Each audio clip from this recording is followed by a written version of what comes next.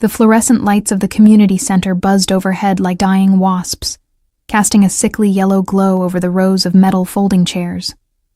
I sat in the back corner, my fingers tracing the frayed edge of my secondhand blazer, trying to make myself smaller, invisible.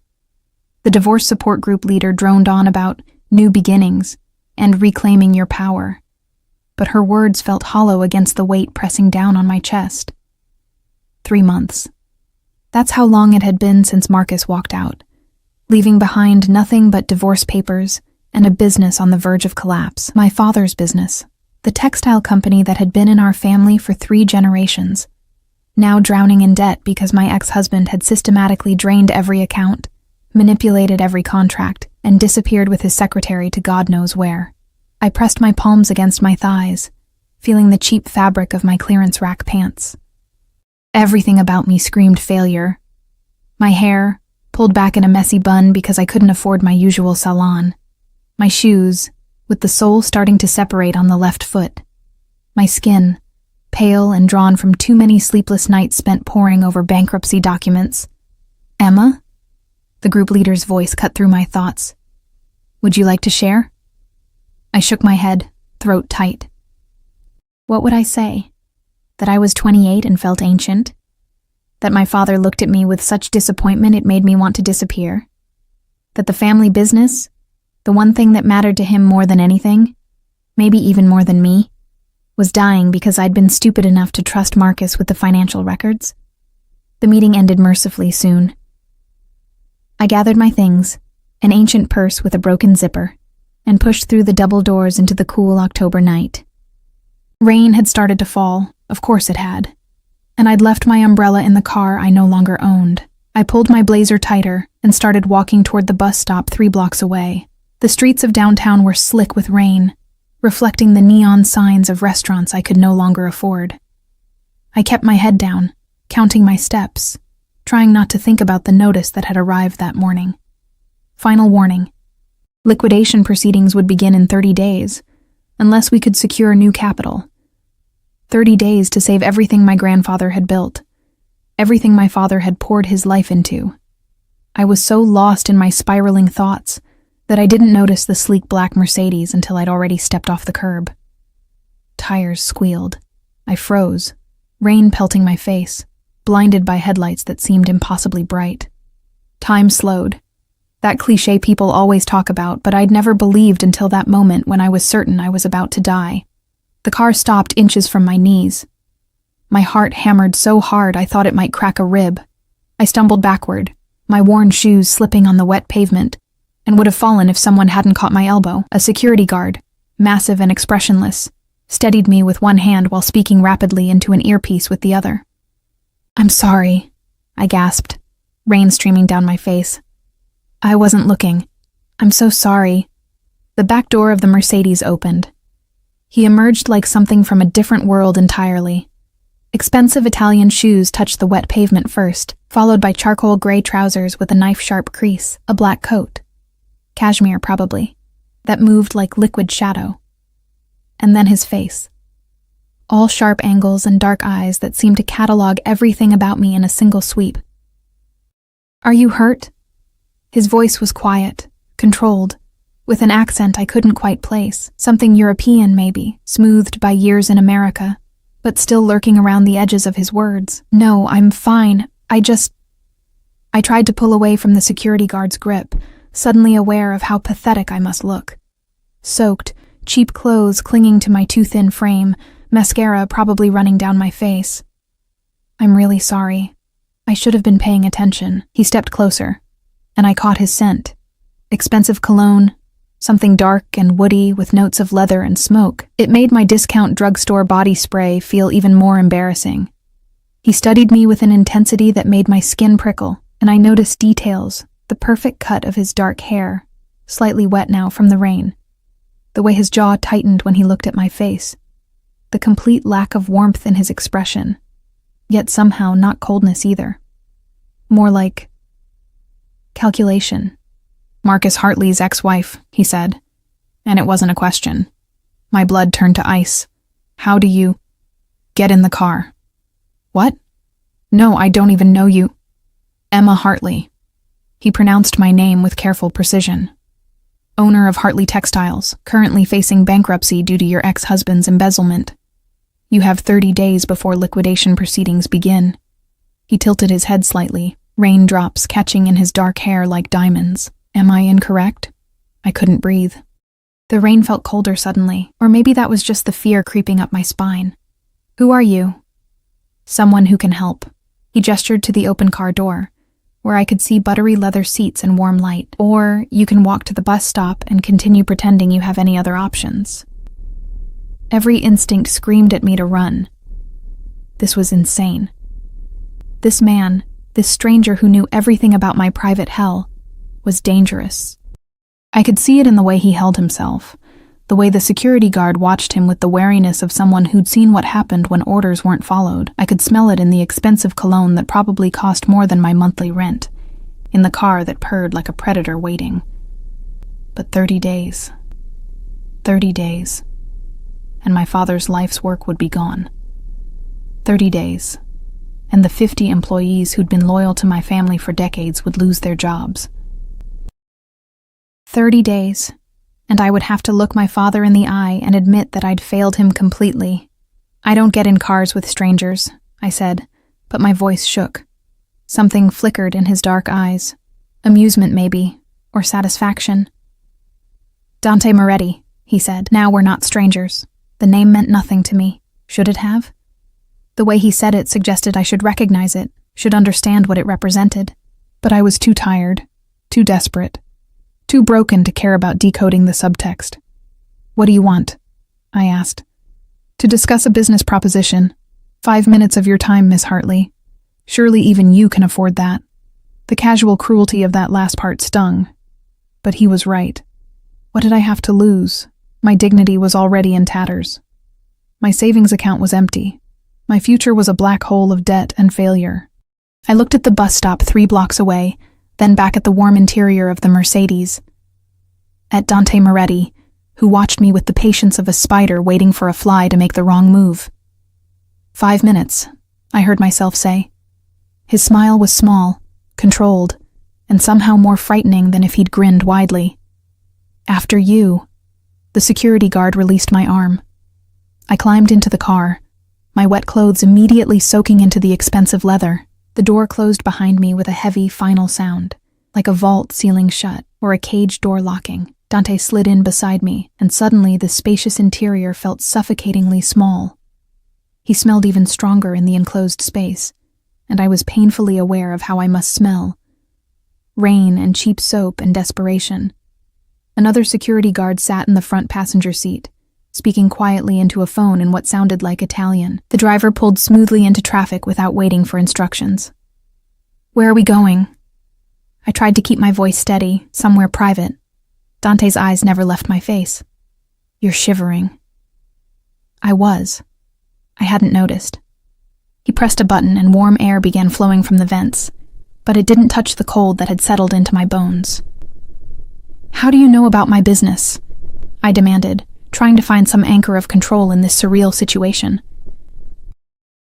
About Marcus? I make it my business to know things. He settled back against the leather, completely at ease while I perched on the edge of my seat like a bird ready to flee. Your ex-husband made some very poor decisions. He borrowed money from people who don't accept bankruptcy as an excuse for non-payment. Oh God. Are you a loan shark? That small smile again. I'm a businessman, Miss Hartley. Your ex-husband owes a significant debt. When he couldn't pay, he offered collateral. Specifically, information about Hartley Textiles and its financial vulnerabilities. The betrayal burned fresh, even though I should have been numb to it by now. Of course Marcus had sold us out. Of course he'd given our family's private information to criminals to cover his own ass. I can't pay his debts, I said flatly. I can barely pay my own rent. I'm not asking you to pay. Dante leaned forward slightly, and I caught the full force of those dark eyes. They were almost black, I realized, with tiny flecks of amber near the pupil. Beautiful and terrifying. I'm offering to clear his debt, save your business, and ensure Hartley Textiles not only survives but thrives. My heart stuttered. Why would you do that? In exchange for one thing, here it was, the trap. The catch: nothing in life was free, especially not from men who rode in cars that cost more than most houses, and had security details that looked like they could snap necks without breaking a sweat. "What?" I whispered. The car turned smoothly into an underground parking garage, descending into levels of concrete and shadow. We were completely alone now, I realized. No witnesses. No help. Dante's expression didn't change, but something shifted in the air between us. Something predatory and patient and utterly certain of the outcome. "Marry me," he said. The world tilted. I actually laughed, a sharp, hysterical sound. "You're insane." "I'm practical." The car stopped, but neither of us moved. "I need a wife. You need salvation. It's a simple transaction. Marriage isn't a transaction. Everything is a transaction, Miss Hartley. Love, loyalty, family, all of it can be bought and sold. I'm simply being honest about the terms." I should have demanded to be let out. Should have run screaming back to my miserable little life and figured something else out. But I sat there, trapped in his gaze, drowning in the scent of his cologne and the implications of his offer. "Why me?" My voice came out broken. "You could have anyone. Why would you want—" I gestured at myself, at my wet hair and cheap clothes and visible desperation. For the first time, something like emotion crossed his face. His jaw tightened almost imperceptibly, and his eyes dropped to my left hand, where I still wore a thin gold band, because I couldn't afford to get it resized after losing weight from stress. "You're convenient," he said finally, "and you're desperate enough not to ask too many questions." The casual cruelty should have made me hate him. Instead, it just made me tired. At least he was honest. At least he wasn't pretending this was anything other than what it was, a business deal between two people who had something the other needed. "How long?" I asked. His eyebrows rose slightly. "You're considering it." "How long?" "1 year. After that, we divorce quietly. You keep the business, completely debt-free. I keep my respectability. And during that year, you live in my home. You appear with me at necessary functions. You play the role of devoted wife." His fingers drummed once against his knee, the first sign of anything less than perfect control.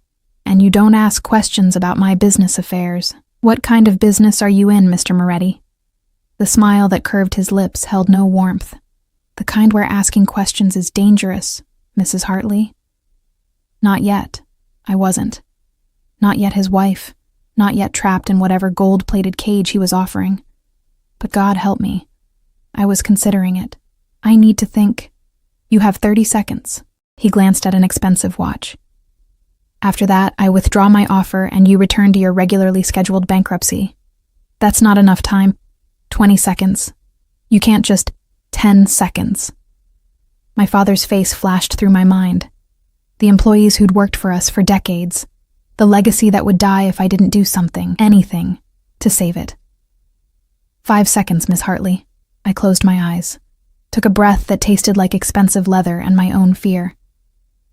"Yes," I whispered. When I opened my eyes, Dante Moretti was smiling, really smiling this time. It should have been reassuring. Instead, it made me feel like I'd just signed away something much more valuable than a year of my life. "Excellent," he said softly, and pressed a button that unlocked the doors. "Welcome to the family, Emma." The wedding happened 3 days later. 3 days. That's all the time I had to wrap my head around the fact that I was marrying a complete stranger who'd essentially purchased me like a piece of property. 3 days to sign a prenuptial agreement so thick it could have been used as a weapon, drafted by lawyers who looked at me with barely concealed pity. 3 days to pack up my miserable studio apartment and say goodbye to the life I'd known, however pathetic it had been. I didn't tell my father the truth. I couldn't. How could I explain that I'd agreed to marry a man I'd known for 72 hours to save his business? Instead, I called him from the burner phone Dante had given me. My old phone had been too vulnerable to tracking, apparently, and fed him a carefully constructed lie. "I met someone, Dad. I know it's fast, but after Marcus, I just want to be happy again." The hope in his voice had made me want to vomit.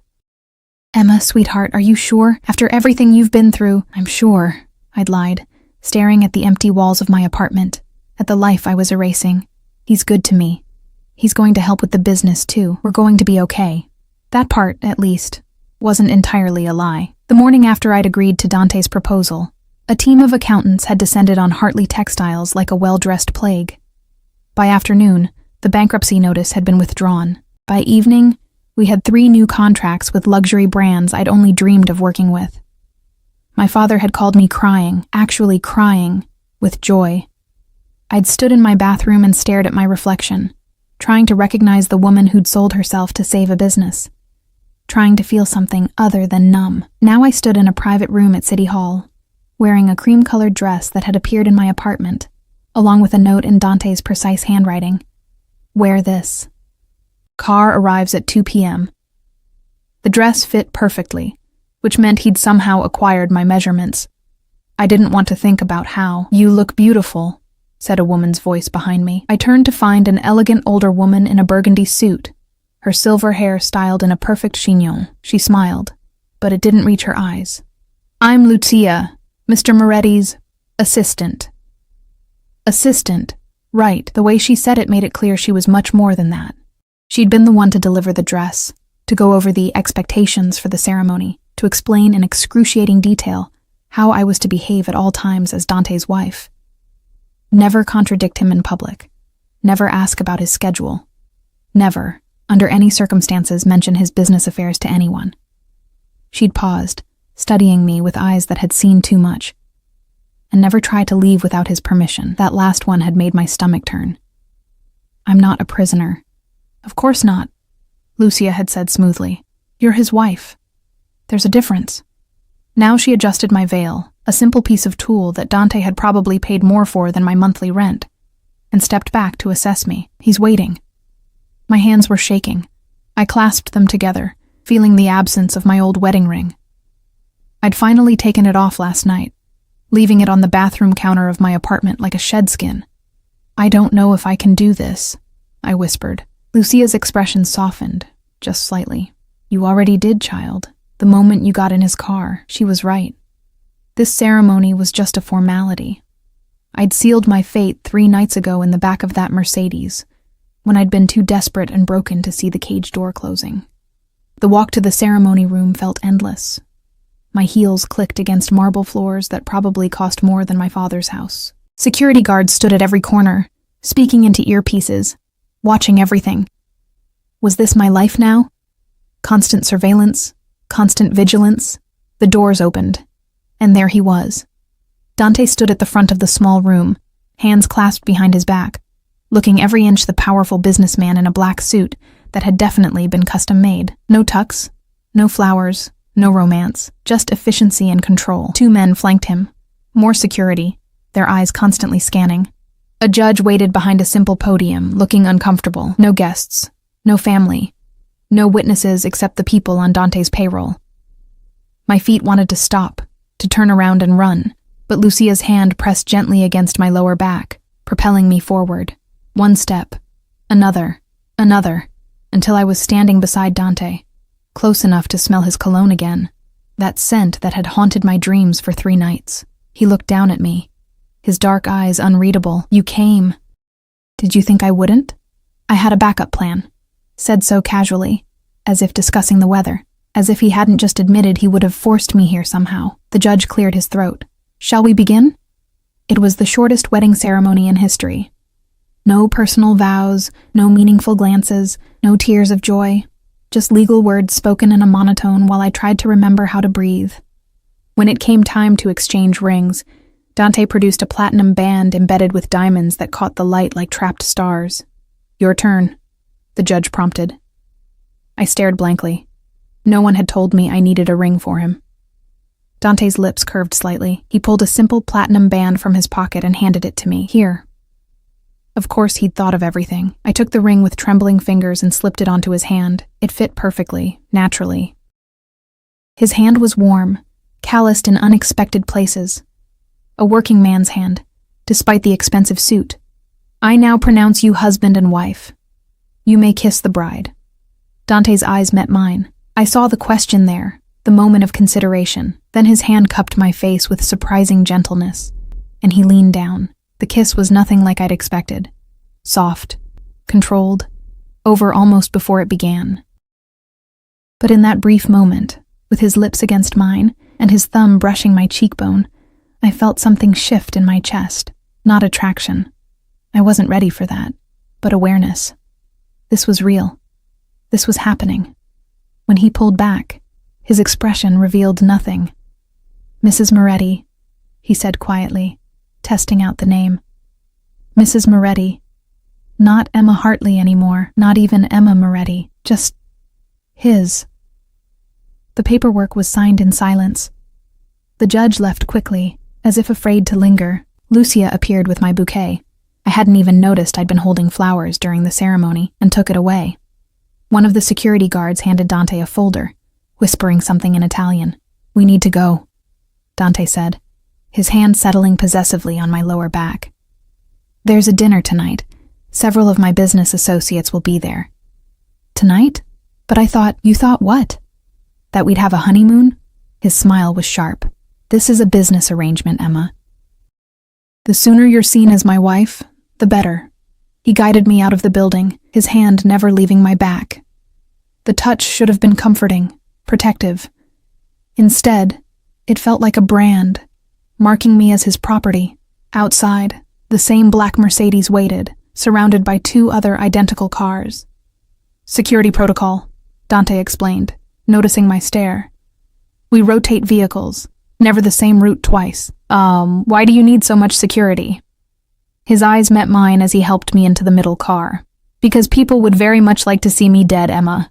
And now, by extension, they'd like to see you dead too. Welcome to marriage." The door closed before I could respond. He slid in beside me, and the convoy began to move in perfect synchronization. I watched the city pass by through tinted windows, feeling like I was seeing it for the first time. Or maybe seeing it for the last time as a free woman. "Where are we going?" I asked. "Home." Home. The word felt foreign. Home had been my cramped studio with the broken heater and the stain on the ceiling. This, whatever this was, wasn't home. We drove for 40 minutes, leaving the city behind and entering an area of sprawling estates hidden behind high walls and ancient trees. The Mercedes turned onto a private road, approaching gates that looked like they could withstand a military assault. They opened silently, and we drove through into another world. The house, no, mansion, rose before us like something from a movie. Stone and glass and impossible wealth, surrounded by manicured grounds that probably required a full-time staff to maintain. Lights glowed from windows, warm and inviting, a complete lie about what this place really was. A prison. A beautiful, expensive prison.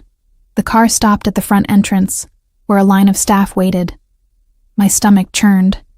How many people were going to witness my humiliation? Dante exited first, then offered his hand to help me out. I took it because refusing would have been childish, and I was trying very hard to hold on to some shred of dignity. His fingers wrapped around mine, warm and certain, and didn't let go as we approached the staff. "This is Emma," he announced. "My wife. She's to be given whatever she needs, whenever she needs it. Her word is as good as mine." I seriously doubted that, but the staff nodded respectfully. An older man who introduced himself as Vincent, the house manager, gave me a slight bow. A younger woman, Maria, the head housekeeper, smiled warmly. There were others, too many to remember, all watching me with varying degrees of curiosity and pity. "I'll show you to our room," Dante said, leading me inside. Our room. Of course. We were married now. Married people shared rooms, shared beds, shared lives. The interior of the house was even more intimidating than the exterior. Marble floors, soaring ceilings, art that was probably worth more than my father's entire business. Everything was elegant, expensive, and utterly impersonal. No family photos, no personal touches, nothing that suggested an actual human lived here. We climbed a curved staircase to the second floor, walked down a hallway lined with closed doors, and stopped at the end. Dante opened the door and gestured for me to enter first. The bedroom was enormous. A massive 4-poster bed dominated the space, dressed in charcoal gray linens that probably had a thread count higher than my credit score. Floor-to-ceiling windows overlooked the grounds, now dark except for subtle landscape lighting. A sitting area, a fireplace, doors leading to what I assumed was a bathroom and closet, and my suitcase, sitting on a bench at the foot of the bed, the same battered suitcase I'd owned since college, looking pathetically out of place among all this luxury. The closet has been stocked with appropriate clothing, Dante said, loosening his tie. Lucia selected everything based on your measurements. If anything doesn't fit or suit you, let her know. Appropriate clothing, I repeated numbly. For someone in your position, my wife can't be seen in. He gestured vaguely at my cream dress, which I now realized was probably the nicest thing I'd owned. You'll need better. The casual dismissal stung. I crossed my arms, suddenly defensive. There's nothing wrong with what I wear. There is when you're married to me. He shrugged off his jacket, draping it over a chair with careless grace. Image matters, Emma. Everything about you now reflects on me. I'm not a doll you can dress up. He turned to face me fully, and I saw something dangerous flicker in his eyes. No, you're my wife. Which means you'll dress appropriately, behave appropriately, and represent me appropriately. That was the deal. The deal was to save my business. The deal, he interrupted, his voice dropping to something that made my skin prickle, was everything I say it is. You signed the papers. You took the ring. You said the vows. He stepped closer, and I fought the urge to back away. Did you think this would be easy? That you could take my money and my protection without giving anything in return? I gave you a year of my life. You gave me the illusion of normalcy, of respectability, a wife, a family, a legitimate businessman instead of... He stopped himself, jaw clenching. You have no idea what you're part of now. Then tell me. The words burst out before I could stop them. Tell me what you really do. Tell me why you need so much security. Tell me why a man like you would want a wife at all. For a long moment, he just stared at me. Then he moved, so fast I didn't have time to react, backing me against the wall with his body, not touching, but close enough that I could feel the heat radiating from him, could see the flecks of amber in his dark eyes. You want the truth? His voice was barely above a whisper, but it resonated through my entire body. I import and export goods. I own legitimate businesses, and some that are less legitimate. I have friends in very high places, and enemies in very low ones. People respect me because they're afraid of what happens if they don't. And I needed a wife, because the old families don't trust unmarried men. They think we're unstable. Dangerous. Are you? I breathed. Dangerous? His smile was slow, predatory. Extremely. His hand came up to rest against the wall beside my head, caging me in. But not to you. Never to you. You're mine now, Emma. Mine to protect. Mine to keep safe. His other hand traced down my arm, leaving goosebumps in its wake. Mine. The possessiveness in his voice should have terrified me. Instead, it sent a strange heat through my veins. No one had ever looked at me the way Dante was looking at me now, like I was something precious and dangerous all at once. I need to change, I managed, my voice embarrassingly breathy, for this dinner. He studied me for another heartbeat, then stepped back, releasing me from the cage of his body. Lucia left options in the closet. Wear the black dress. Diamonds, not pearls. And Emma. He waited until I met his eyes. Don't embarrass me tonight. Then he was gone, disappearing through a door I assumed led to a bathroom, leaving me alone in this strange new prison of silk and shadows.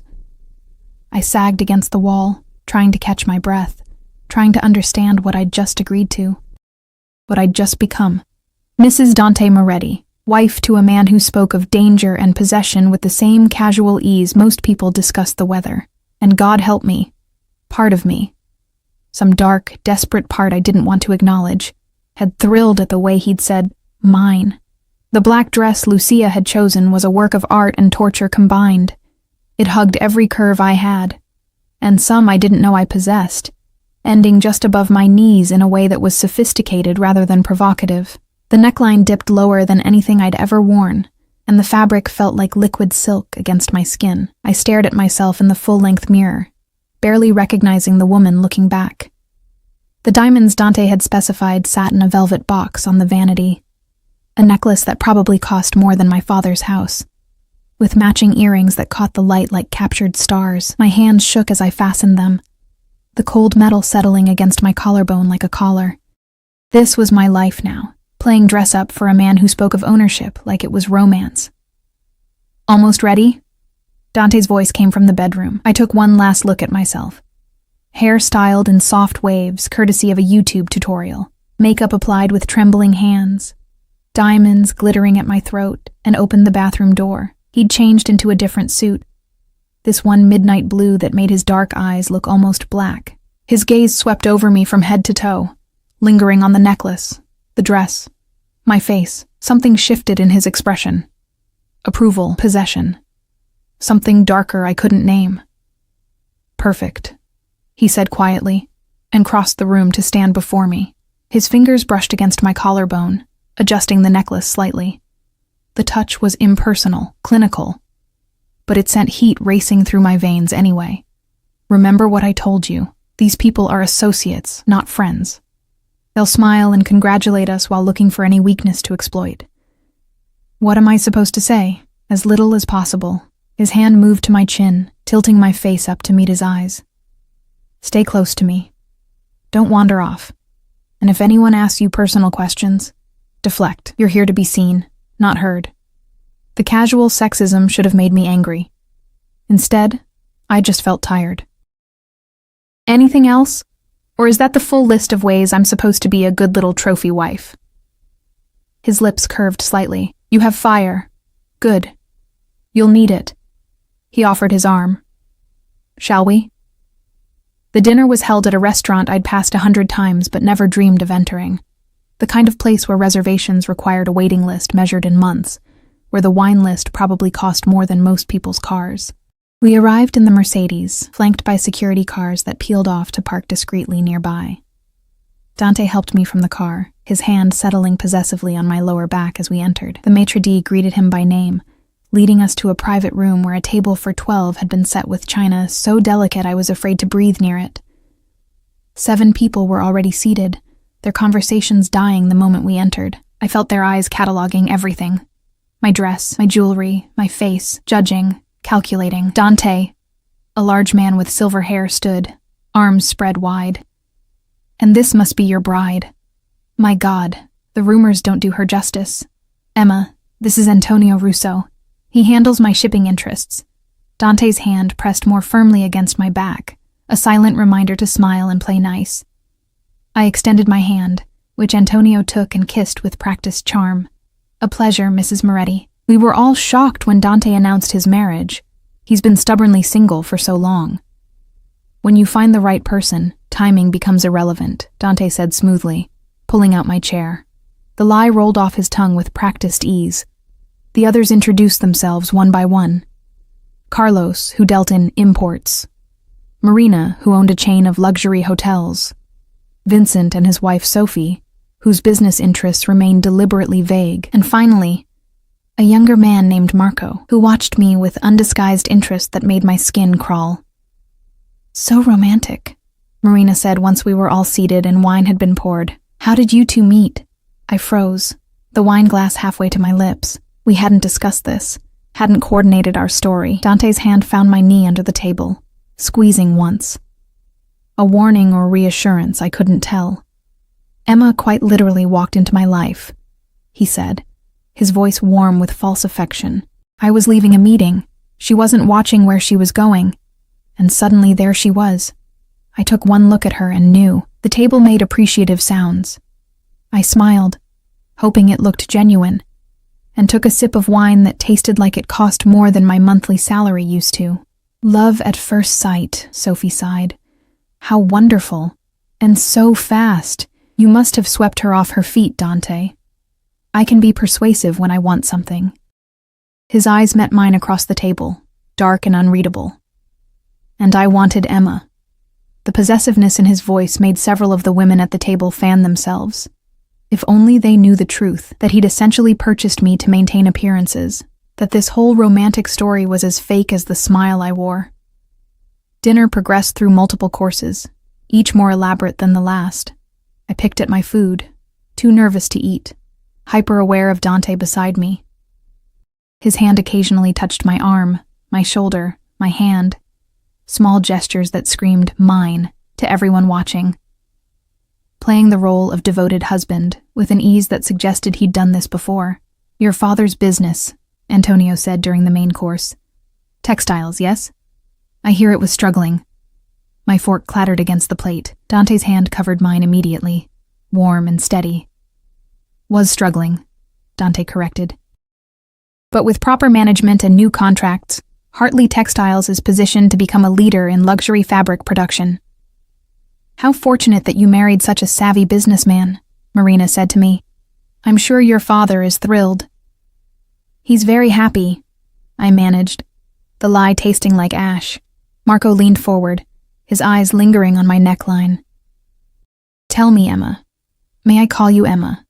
What's it like being married to the most powerful man in the city?" Dante's grip on my hand tightened almost painfully. The temperature in the room seemed to drop. "Marco," he said quietly, and that single word held enough warning to make the younger man pale. I meant no disrespect. "Emma is adjusting beautifully to her new life." Dante's thumb stroked across my knuckles, a gesture that looked affectionate but felt like a claim. "Though I suspect the adjustment is easier when you're married to the right person." The conversation moved on, but I could feel Marco's eyes returning to me throughout the meal, could see the calculation there, the wondering if Dante's new wife might be a weakness to exploit. By the time dessert arrived, my face hurt from smiling, and my head pounded from the effort of saying nothing while appearing engaged. Dante seemed completely at ease, discussing business matters I didn't understand in careful euphemisms that meant nothing and everything. "Excuse me," I murmured, during a lull in conversation. "I need to powder my nose." Dante's hand on my wrist stopped me from standing. "Lucia will accompany you." I hadn't even noticed Lucia sitting at a small table near the entrance. She rose immediately, a shadow in burgundy, and waited by the door. "I can find the bathroom myself," I said, trying to keep the irritation from my voice. "Humor me." His eyes held mine, and I saw the steel beneath the civilized veneer. This wasn't a request. I extracted my wrist from his grip and followed Lucia into the hallway, my heels clicking against marble floors. The bathroom was predictably opulent, all gold fixtures and fresh flowers and hand towels that were probably more expensive than my entire wardrobe used to be. Lucia stood by the door while I locked myself in a stall and tried to remember how to breathe. This was my life now, being watched, controlled, displayed like a prize at a dog show. I pressed my palms against my eyes, fighting back tears that would ruin my makeup. "It gets easier," Lucia's voice filtered through the stall door. "Does it?" I didn't bother hiding the bitterness. "You learn to play the role, to separate yourself from it, to survive." I emerged from the stall and moved to the sink, washing my hands with soap that smelled like lavender and lies. In the mirror, I watched Lucia watching me. "How long have you worked for him?" I asked. 15 years. "And in 15 years, has he ever mentioned why he suddenly needed a wife?"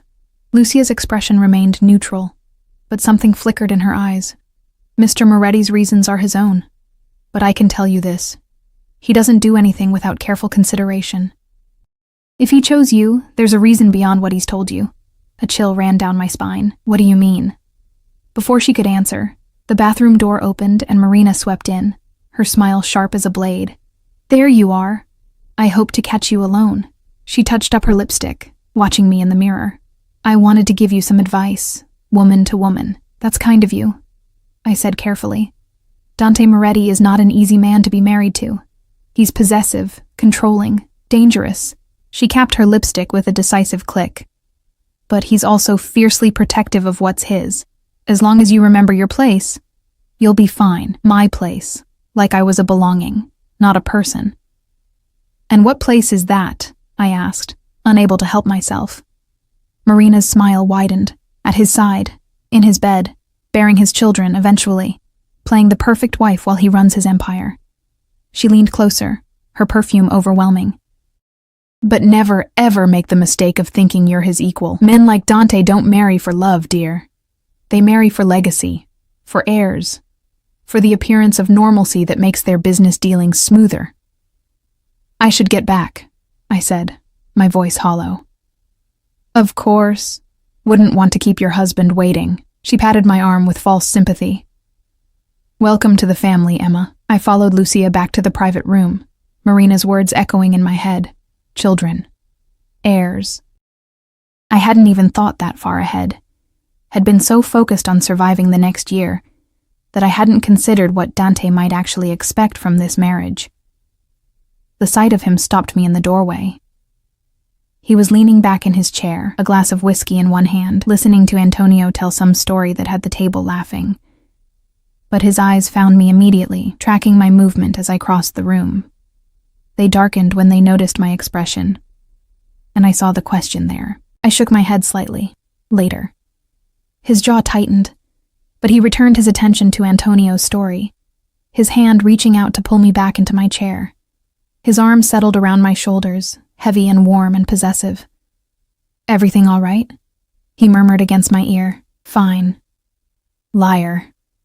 His lips brushed my temple, a gesture that looked affectionate to everyone watching, but felt like a brand. Tell me later what upset you. The dinner finally, mercifully, ended near midnight. Goodbyes were exchanged, promises to get together soon that I hoped were empty. Marco tried to kiss my hand again, but Dante's warning glare stopped him cold. We left in a procession of security and expensive cars, the city lights blurring past tinted windows.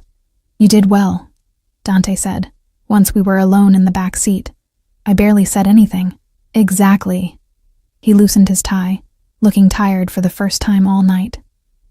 Marina cornered you in the bathroom. What did she say? Of course he knew. Of course he had people watching. She gave me advice on being your wife. Which was, remember my place, play my role, give you heirs. His hand stilled on his tie. I see. Is that what you expect? I turned to face him, anger finally breaking through the numbness. Children? You didn't mention that in your list of requirements.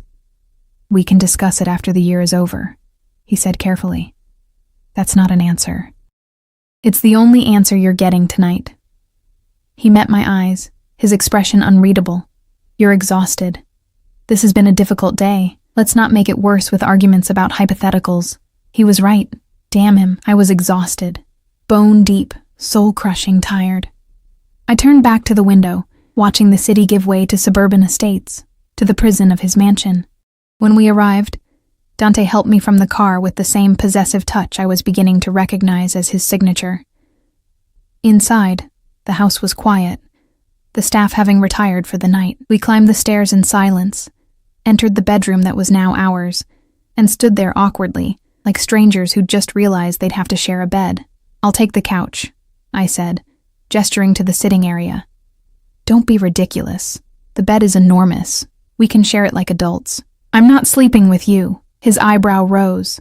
I'm not asking you to. I'm asking you to sleep in the same bed. There's a difference. Heat flooded my cheeks. I know that. I just meant... I know what you meant. He was already unbuttoning his shirt, revealing a white undershirt beneath and muscles I tried very hard not to notice. We're married, Emma. People will expect us to share a room, share a bed. The staff talks. We need to maintain appearances even here. So this is just another performance, I said bitterly. Everything is a performance. He shrugged off his shirt, draping it over a chair. The sooner you accept that, the easier this will be. I wanted to argue, to insist on the couch, to maintain some boundary between us. But I was so tired, I could barely stand, and the bed did look incredibly inviting after the day I'd had. Fine, I muttered, and grabbed pajamas from my suitcase, a modest cotton set that covered everything. There's sleepwear in the closet, Dante said. Lucia selected... I don't want what Lucia selected. I want my own clothes. He raised his hands in surrender. As you wish. I changed in the bathroom, taking my time, trying to prepare myself for the reality of sharing a bed with this stranger who was now my husband. When I emerged, Dante was already under the covers, reading something on his phone. He'd left the bedside lamp on my side turned on. I slipped under the covers, staying as far to my side as possible. The bed was indeed enormous. I could have fit 3 of me across it. But I was still hyper-aware of him beside me, of his warmth, his breathing, his presence.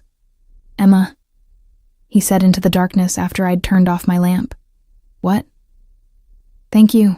For tonight. I know it wasn't easy." The unexpected kindness made my throat tight. "You're welcome." Silence settled over us. I stared at the ceiling, thinking about everything that had changed in less than a week, about the life I'd left behind and the one I'd stepped into, about the man lying beside me, who spoke of possession and protection with equal conviction. "Dante," I whispered.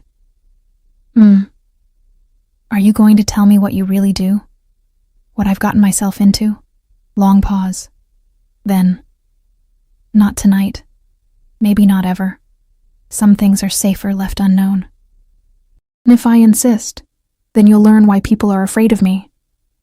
His voice was soft, almost gentle, which somehow made the threat worse. "Sleep, Emma.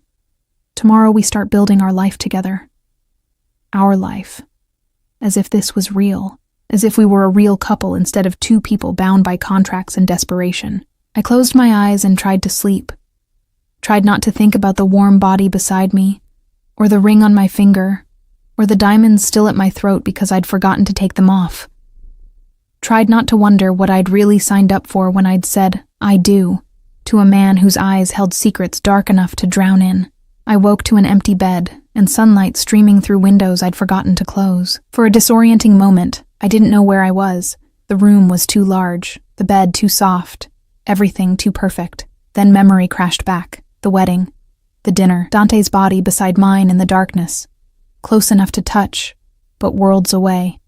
My husband. The word still felt foreign, like trying on clothes that didn't quite fit. I found a note on his pillow, written in that precise handwriting I was beginning to recognize. "Had to leave early. Lucia will help you settle in. Make yourself at home. D. Make myself at home.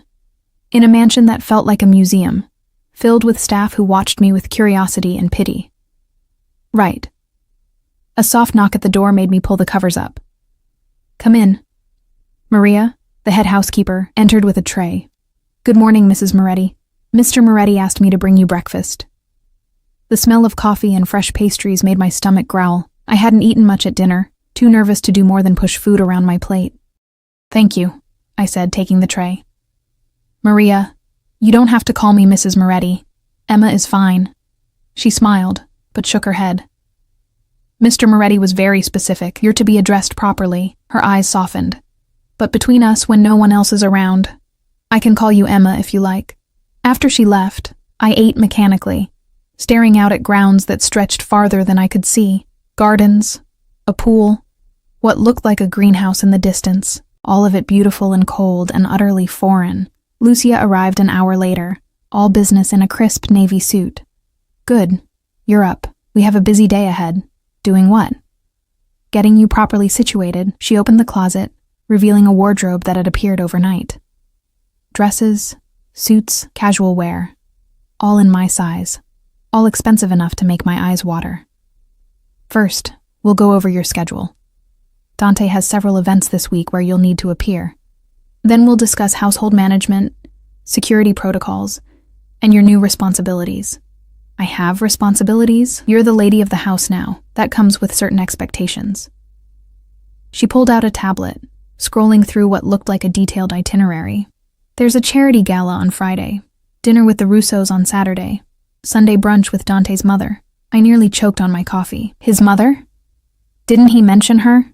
Lucia's expression suggested she knew he hadn't. "Francesca Moretti. She lives in the guest house on the property. She's traditional, old world values. She'll expect to meet you formally." Great. Another performance, another test I was bound to fail. The day passed in a blur of information I struggled to retain. Security codes for the house, names and faces of staff members. Which rooms were off limits? Dante's office, the basement level, the west wing. Emergency protocols that sounded more appropriate for a military installation than a home. "If there's ever a breach," Lucia explained, demonstrating the panic button hidden in the bedroom, You press this and stay put. Don't try to run. Don't try to hide. The security team will come to you. A breach, I repeated numbly. Like someone breaking in? Among other things. She moved on before I could ask what other things might constitute an emergency. Now, about your access to funds. Dante has set up an account in your name. The card is in the drawer of your nightstand. There's no limit, but all purchases over $10,000 will be flagged for review. Review by who? Dante's financial team. It's standard security protocol. They need to ensure no one is attempting to compromise you through financial manipulation. Everything kept circling back to security, to danger, to the unspoken reality that I'd married a man whose life required this level of protection. I thought about asking again what Dante really did, but Lucia's expression suggested the answer would be the same. Safer not to know. By late afternoon, my head was spinning. Lucia finally left, promising to return tomorrow to discuss appropriate charitable involvement. I wandered the house, trying to map it in my mind, trying to find some corner that felt less like a display and more like a home. I found myself in what appeared to be a library, floor-to-ceiling bookshelves filled with leather-bound volumes in multiple languages. A fireplace dominated one wall, cold now in the autumn warmth. Windows overlooked the back gardens, where I could see security guards doing their rounds. Beautiful, isn't it? I spun around to find an elderly woman standing in the doorway. She was small, elegant, with silver hair pulled back in a severe bun and dark eyes that assessed me with uncomfortable intensity. She wore all black, expensive but understated, and carried herself with the kind of authority that came from decades of being obeyed.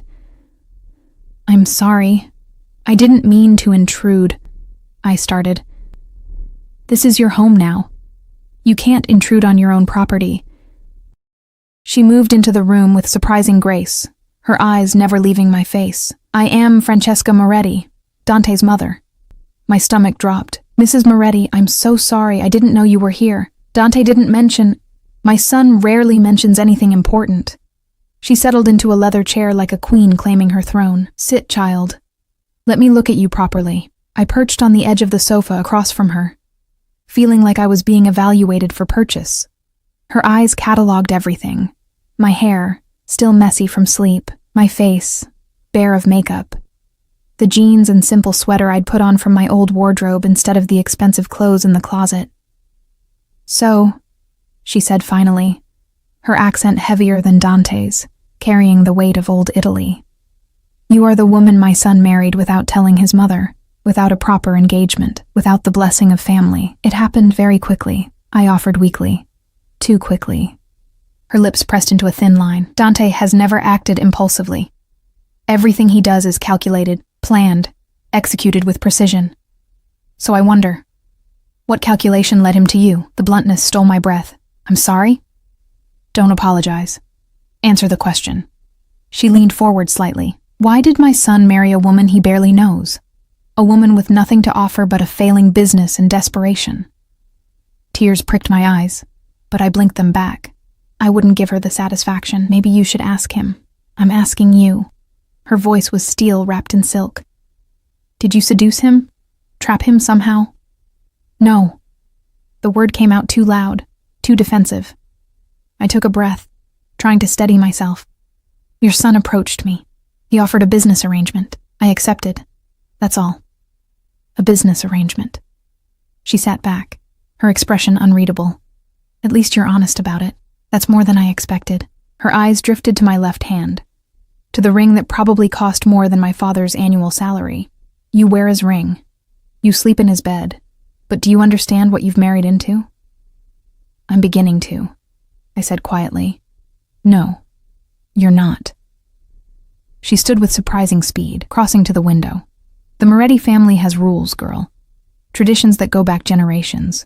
Loyalty is everything. Betrayal is met with consequences you cannot imagine.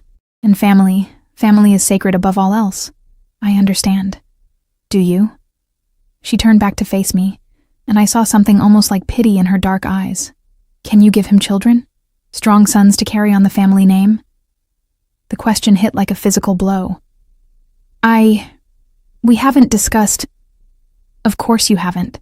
My son is too proud to admit he needs anything from anyone. She moved closer, her gaze intense. But I will tell you what he won't. The old families are watching, waiting to see if this marriage is legitimate or just another one of Dante's manipulations. They want proof. An heir would provide that proof. My hands were shaking. I clasped them together to hide it. Mrs. Moretti, your son and I barely know each other. We've been married less than 2 days. The idea of children is inevitable if you want to survive in this world. She reached out, her hand cold as she gripped my chin, forcing me to meet her eyes. You seem like a smart girl. Desperate. Yes, but smart. So let me be clear. My son did not marry you for love. He married you because he needed a wife, and you were convenient. But if you want to keep the protection that comes with his name, if you want your precious family business to remain solvent, you will give him what he needs. She released me, and I stumbled back, my heart pounding. Think about it, Francesca said, moving toward the door. And welcome to the family, Emma. I hope you're stronger than you look. You'll need to be.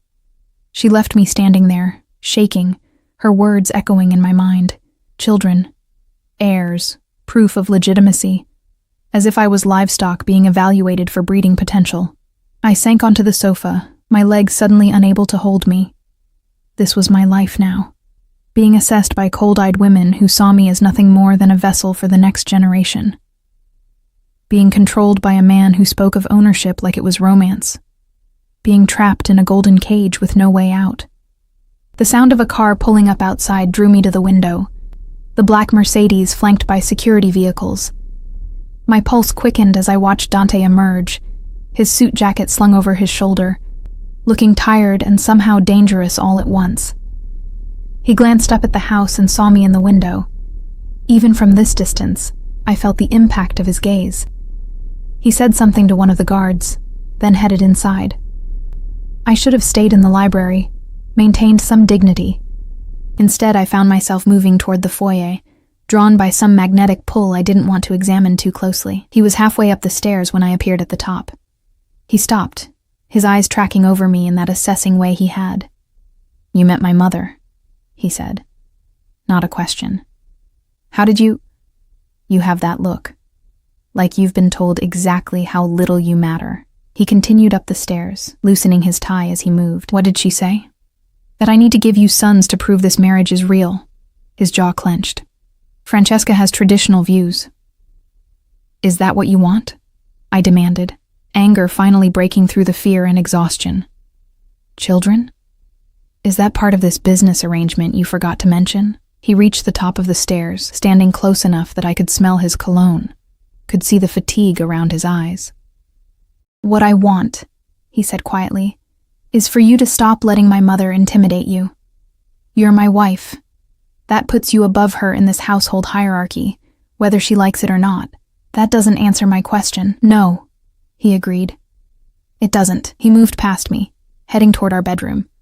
I need to shower and change. We have dinner reservations at 8. We just had dinner last night, and we'll have dinner again tonight and tomorrow and the next night, until people stop questioning whether this marriage is real.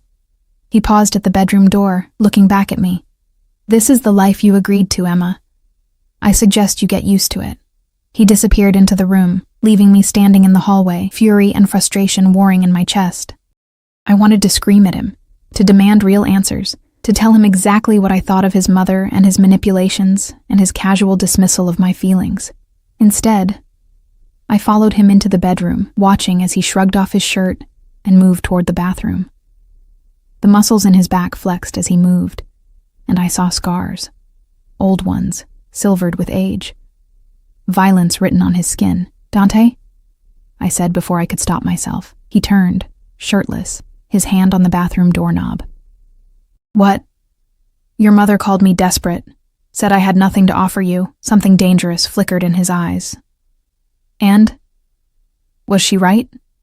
He studied me for a long moment, his expression unreadable. Then he crossed the room in 3 strides, backing me against the wall just like he had our first night. But this time, his hand came up to cup my face, his thumb brushing across my cheekbone with unexpected gentleness. My mother, he said softly, sees the world in terms of bloodlines and legacy. She doesn't understand that sometimes the most valuable things can't be measured in money or status.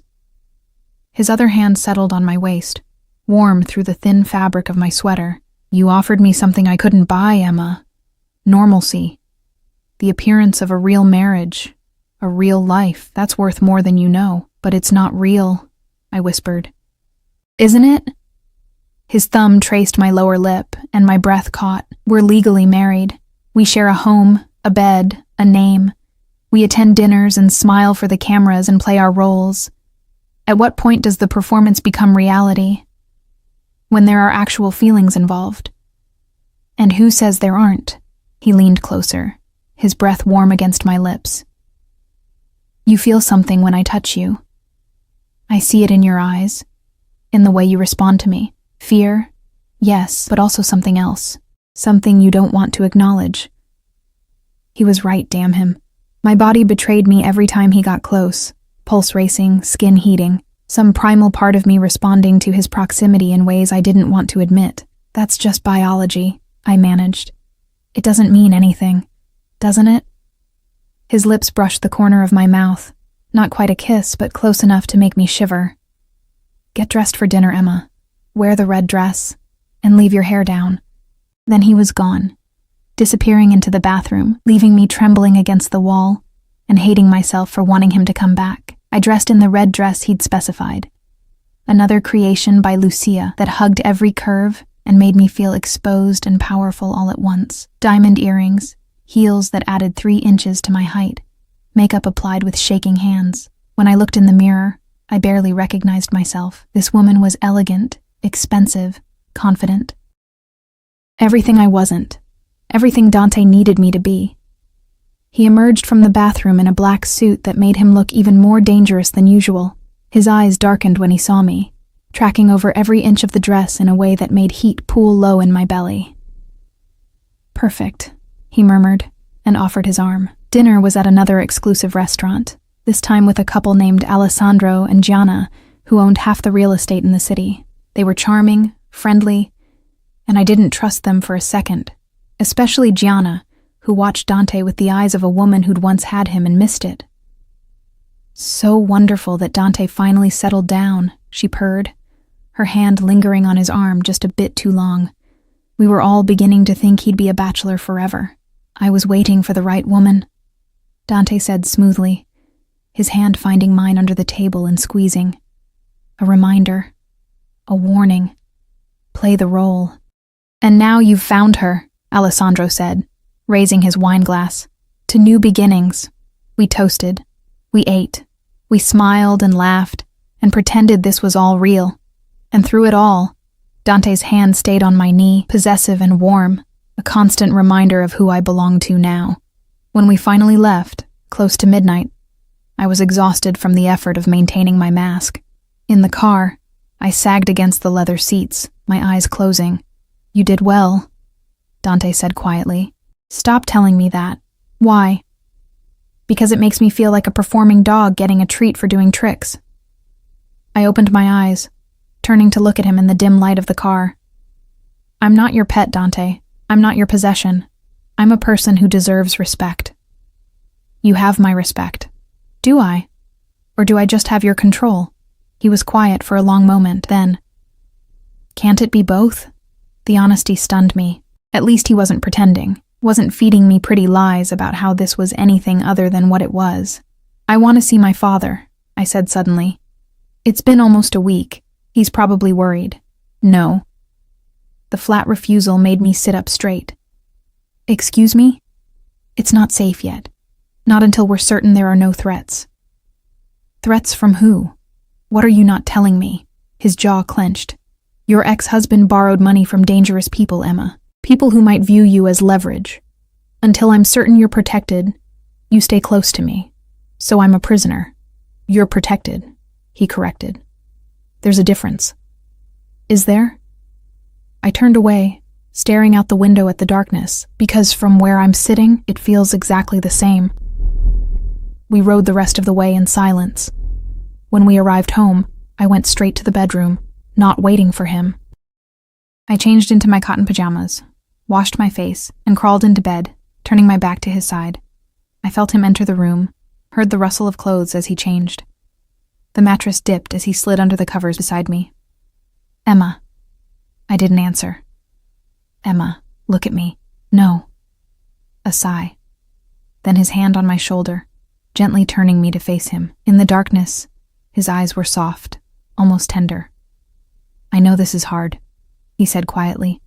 "I know you feel trapped. But I need you to trust that I'm doing this to keep you safe. How can I trust you when you won't even tell me what I need to be safe from? Because some knowledge is dangerous, because the less you know, the less you can be used against me." His thumb brushed across my cheek. "I won't let anyone hurt you, Emma. That's a promise I can make. Whether you believe it or not is up to you."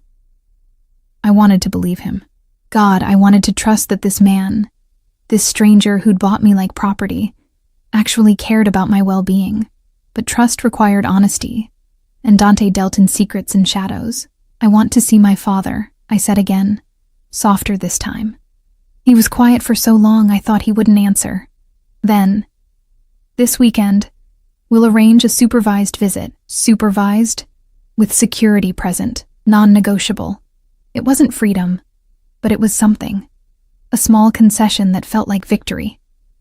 "Okay," I whispered. His hand lingered on my face, his eyes searching mine in the darkness. For a moment, I thought he might kiss me, really kiss me, not the controlled performance from our wedding. Part of me wanted him to. Part of me was terrified of what would happen if he did.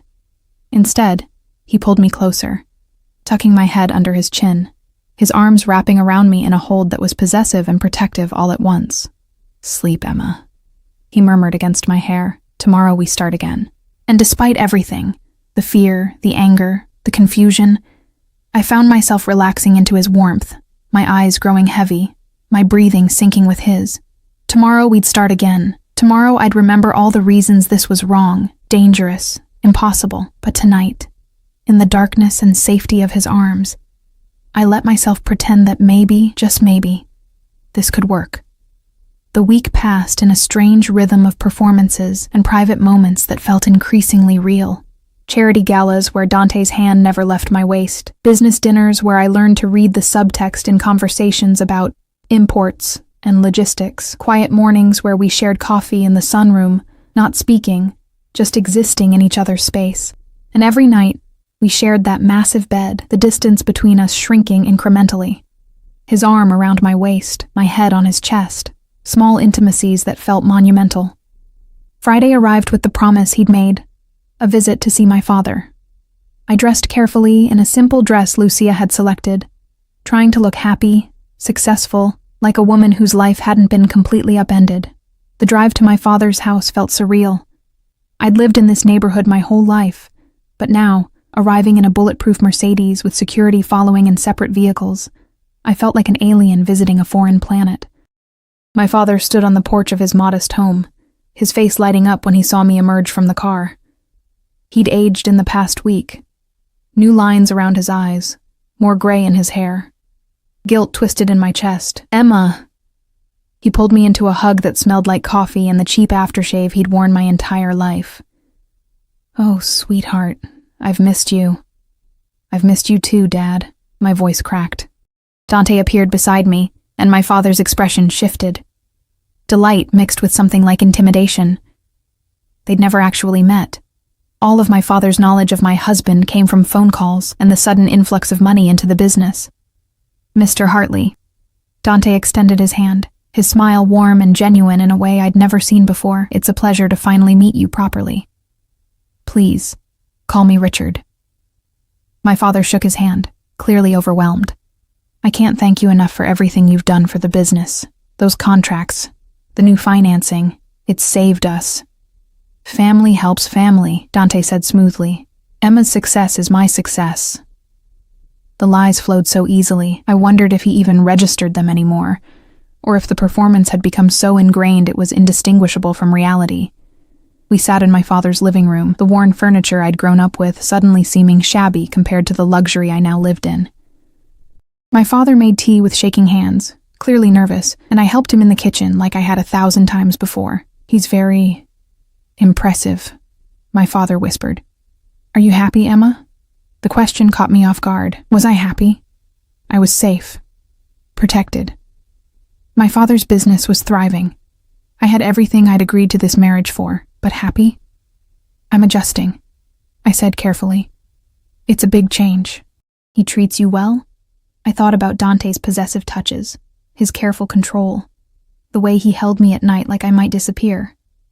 Yes, he's good to me. It wasn't entirely a lie. He was good to me, in his way. Controlling, yes. Demanding, absolutely.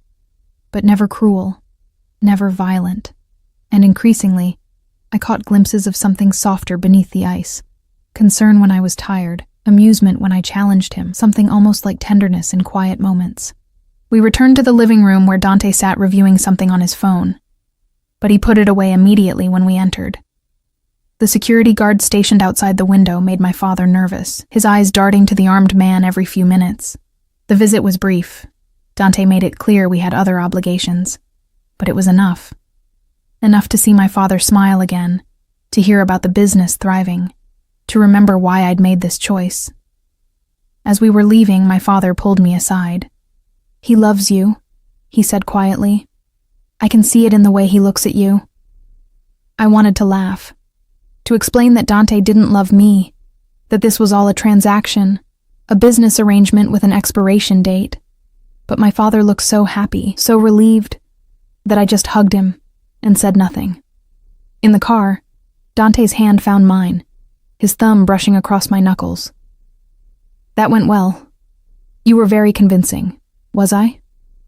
His eyes met mine, and I saw something unreadable there. Maybe I wasn't acting. Before I could process that, his phone rang. He answered in rapid Italian, his expression darkening with each word. When he hung up, the warmth was gone, replaced by something cold and dangerous. "Change of plans," he said to the driver. "Take us to the warehouse." "What's wrong?" I asked. "Business." The single word was a wall, shutting me out.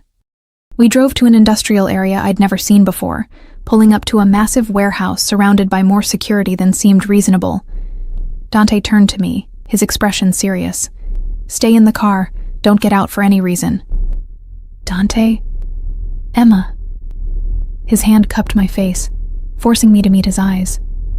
"Please, for once, just trust me and do as I ask." The fear in his voice, subtle but real, made me nod. He kissed my forehead, a gesture so unexpected it stole my breath, then disappeared into the warehouse with half the security team. I sat in the car with the remaining guard, watching the building like it might explode. Minutes ticked by. 5, 10, 15, then gunshots. I screamed, lurching forward, but the guard's hand on my shoulder held me in place. "Stay down, Mrs. Moretti." More shots, shouting in Italian. The guard was on his radio, calling for backup, his gun drawn and pointed at the warehouse entrance. Every second lasted an eternity. I pressed my hands over my mouth, trying not to scream, trying not to imagine Dante bleeding out on a concrete floor somewhere. Then he appeared in the doorway, very much alive, his suit jacket gone and blood on his white shirt, my blood on his shirt. His eyes found the car immediately, and I saw relief flash across his face before the mask slammed back down. He strode to the car, yanked the door open, and pulled me out, his hands running over me frantically. "Are you hurt? Did anyone get close to the car?" I'm fine. "Dante, you're bleeding. It's not my blood." He pulled me against his chest, one hand in my hair, the other wrapped around my waist so tight I could barely breathe. "It's not my blood," he repeated, and I felt him shaking. Security vehicles poured into the lot. Men in suits emerged from the warehouse, and I caught a glimpse of bodies being dragged out. Bodies. "Oh God," I whispered. "Don't look." Dante turned my face into his chest, shielding me. "Don't look, Emma." But I'd already seen enough to understand what kind of man I'd married, what kind of world I'd entered. He bundled me back into the car, barking orders in Italian to the men surrounding us. We left in a convoy, sirens wailing in the distance but never coming closer. Someone had clearly been paid to look the other way. "What happened?" I demanded once we were moving. Dante's jaw clenched. "Your ex-husband tried to have you killed." The world tilted. "What?" "Marcus. His hands were fists on his knees, white-knuckled with rage. He found out you'd married me. Thought if you were dead, he could claim rights to Hartley Textiles through some legal loophole. He hired people to grab you during the visit to your father's house. Horror washed over me in waves. But we weren't. We changed plans. I know. We got lucky. His eyes met mine, and I saw fury and fear warring there. He won't try again. Why not? Because he's dead. The flat statement hung in the air between us. I should have felt something. Shock, horror, sadness for the man I'd once loved enough to marry. Instead, I felt nothing but a hollow relief. You killed him, I said. I protected what's mine. No apology. No regret. Just cold fact. There are consequences for that. From me. We drove in silence, the weight of what had happened settling over us like a shroud. When we arrived home, Dante practically carried me inside, shouting for the doctor, for Lucia, for everyone to leave us alone. In our bedroom, he sat me on the edge of the bed and knelt before me, his hands on my knees, his eyes searching my face. Talk to me. Yell at me. Something. I don't know what to feel, I admitted. My voice sounded hollow, distant. I should be horrified, traumatized. But all I can think is that you saved me. That if you hadn't changed plans, if you hadn't had all that security, don't. His hands tightened on my knees. Don't think about what might have happened. You're safe. That's all that matters. Is it? I looked down at him, this dangerous man kneeling before me like a supplicant. How many people have you killed, Dante? Enough that one more doesn't keep me awake at night. Brutal honesty. But this one was personal. He tried to take you. He tried to hurt what's mine. I'm not yours, I said. But the protest was weak. Yes, you are. He stood, pulling me up with him, his hands framing my face. You've been mine since the moment you got in my car. Since you said yes to marrying me. Since you let me hold you every night and pretended it meant nothing. It doesn't. Liar. His thumb traced my lower lip. You feel it too. This thing between us. It started as a transaction, yes. But it's become something else. Something real. You're just saying that because what? Because I'm convenient. Because I'm possessive. His laugh was bitter. I've had arrangements before, Emma. Women who played the role of wife or girlfriend for appearances. It never felt like this. Never made me want to burn the world down to keep them safe. My heart was pounding so hard I thought it might crack a rib. What are you saying? I'm saying that somewhere between the wedding and tonight, this stopped being an arrangement. His forehead pressed against mine, his breath warm on my lips. I'm saying that the thought of losing you made me understand what it means to actually care about someone more than yourself. I'm saying that I love you, Emma, and I don't know when it happened or how. But it's real. Tears spilled down my cheeks. You can't. This was supposed to be temporary. 1 year and then, fuck the arrangement. Fuck the timeline. Fuck everything except this. His lips found mine, and this kiss was nothing like the controlled performance at our wedding. This was desperation and fear and something raw that tasted like truth. I kissed him back, my hands fisting in his blood-stained shirt, pulling him closer. All the fear and anger and confusion of the past week poured into that kiss, transforming into something else entirely. Want. Need. The terrifying realization that I'd fallen for my captor. When we broke apart, both breathing hard, he rested his forehead against mine again. Tell me you feel it too. Tell me I'm not insane. You're insane, I whispered, and possessive, and controlling, and terrifying. But I think I love you too. The admission felt like jumping off a cliff. I don't know how it happened. You're everything I should run from, everything I should hate. But when I thought you might be hurt in that warehouse, when I heard those gunshots, he kissed me again. Softer this time, almost reverent. You're staying. Not for a year. Forever. That wasn't the deal. I'm changing the deal. His smile was small, genuine. The first real smile I'd seen from him. Marry me again. For real this time. Not because of business or debts or desperation. Because you want to. Because you choose me. We're already married. Then let's make it mean something. He pulled back slightly, his hands still cradling my face. Let's have the wedding we should have had. With your father there. With real vows. With a future instead of an expiration date. It was insane. I barely knew this man, this killer, this criminal, this dangerous stranger who'd bought me to save appearances. Every logical part of my brain screamed that this was wrong, that I was falling for my captor, that this was just Stockholm Syndrome dressed up as romance. But my heart, that traitorous, foolish organ, knew differently. Knew that Dante had protected me, valued me, seen me when the rest of the world had looked past me. Knew that his possessiveness came from a place of genuine care.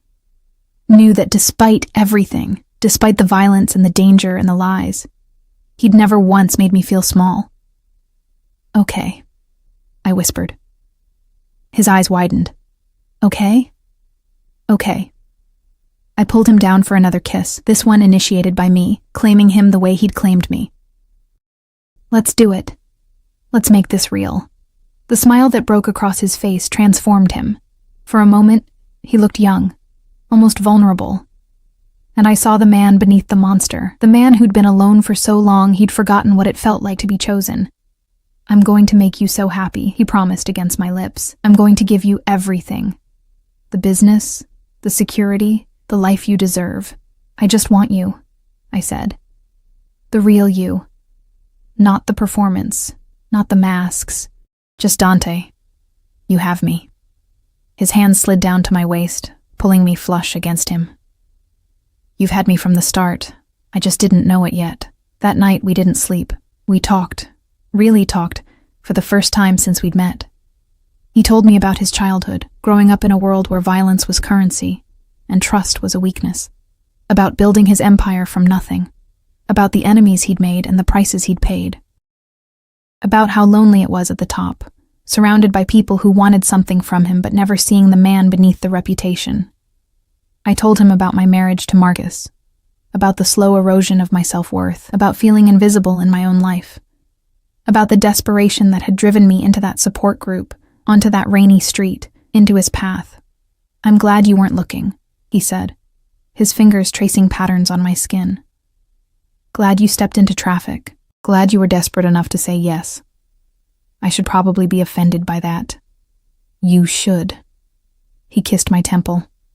But you're not, because you're glad too. He was right. Despite everything, the violence, the danger, the utterly unconventional way we'd come together, I was glad.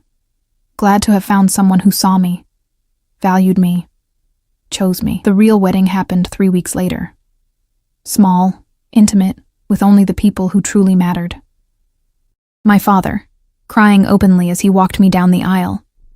Francesca, who'd grudgingly admitted that maybe I was stronger than I looked.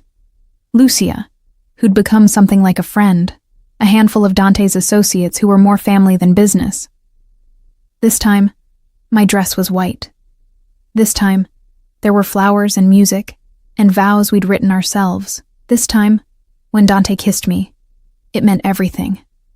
I promised to protect you, he said, his voice rough with emotion, to value you, to never make you feel invisible, to build a life with you, not a performance. I promise to trust you, I responded, tears streaming down my face, to challenge you, to see the man beneath the reputation, to choose you, every day, for the rest of my life. When the judge pronounced us husband and wife, again, the whole room erupted in applause. My father hugged us both, whispering his blessing. Francesca actually smiled, pulling me aside to say that perhaps I was exactly what her stubborn son needed. The reception was held at the house. Our house, I was finally beginning to think of it. And it felt less like a museum, and more like a home. We danced in the garden under strings of lights, surrounded by people who were learning to accept our strange love story. Happy? Dante murmured against my ear as we swayed to music that was too slow and too romantic. Deliriously, I admitted. You? More than I thought possible. His arms tightened around me. Thank you. For what? For saying yes. For staying. For seeing past the monster to the man. I pulled back to look at him, this beautiful, dangerous man who'd stolen me from despair and given me a purpose. You're not a monster, Dante. You're just... Complicated. And you love complicated. I love you, I corrected. The complicated is just part of the package. He kissed me then, deep and slow and full of promise, while our guests cheered and the future stretched before us like an open road.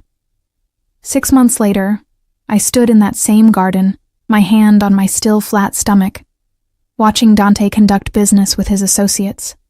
He looked up, catching my gaze, and the smile that crossed his face was pure joy. We hadn't planned it, the baby, but Dante had been thrilled when I'd told him. Had immediately tripled security, hired the best doctors, turned half the West Wing into a nursery. "You're going to spoil this child rotten," I'd told him. "Damn right I am," he'd responded, his hand covering mine on my stomach. Our child, our family, our future. Francesca had actually cried when we'd told her, pulling me into a hug and whispering apologies for doubting me. The business was thriving under joint management, Dante's connections and my father's expertise combining into something remarkable. Everything I'd hoped to save by marrying Dante had been saved. But more than that, I'd found something I hadn't known I was looking for. A partner, a protector, a man who loved me fiercely and completely, who saw my strength and valued it, who made me feel visible for the first time in my life. As the sun set over our garden, painting everything in shades of gold and amber, Dante crossed to me and pulled me into his arms. "What are you thinking about?" "About how this all started," I said. "About stepping off that curb without looking. About being desperate enough to get in a stranger's car. Regretting it? Not even a little bit." I turned in his arms, looping my hands around his neck. "You saved me, Dante. In every way a person can be saved." "We saved each other," he corrected, his hand settling possessively over my stomach where our child grew. "You gave me a reason to be more than what I was, to want more than power and control. You gave me a family. We're going to have a good life," I said, certain of it in a way I'd never been certain of anything. "We're going to have an extraordinary life," he promised. "You, me, this baby, and however many more children you'll let me give you, one at a time," I laughed. But I was already imagining it. A house full of children, of laughter, of life. A future built on the strangest foundation but solid nonetheless. That night, as we lay in our bed, the one we'd shared for months now, the distance long since erased, Dante held me close and whispered promises into my hair, promises of protection and devotion and love that would last beyond any contract, any arrangement, any deal. And I believed him, because I'd learned that beneath the danger and the darkness, Dante Moretti was a man who kept his promises, who valued loyalty above all else, who loved with the same intensity he brought to everything else in his life. I'd married a stranger to save my family's business. I'd ended up saving myself, and in the process, I'd found something I'd stopped believing existed, true love in the most unlikely of places. As I drifted off to sleep, safe in my husband's arms, I thought about that rainy night when I'd stepped into traffic without looking, when I'd made the split-second decision that had changed everything.